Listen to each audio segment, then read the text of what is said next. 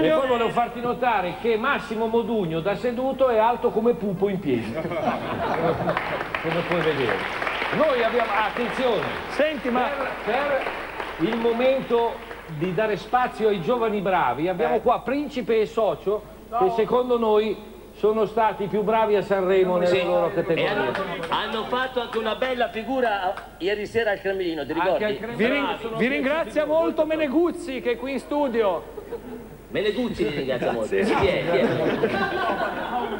Allora, ciao Adesso Paolo, ti abbiamo saluto. preparato per te, abbiamo preparato per te una cosa a scelta. Sì. Vuoi che ti lasciamo con un'italianata di quelle No, proprio da rompiballe che si fa nelle osterie? O vuoi che ti lasciamo con una cosa molto più intellettuale riguardante di più il folklore sovietico? Tu sai, conoscendomi naturalmente, come sono fatto io, naturalmente le osterie. Vuoi le osterie? Beh, certo.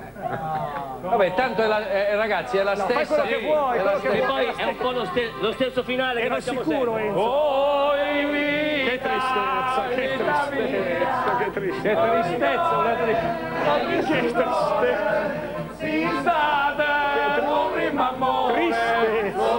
Stanno in Russia. Vergogna! A dopo con Pupo che ci porterà tra le stanze proibite del Cremlino. C'è un grande... Andiamo a Bologna.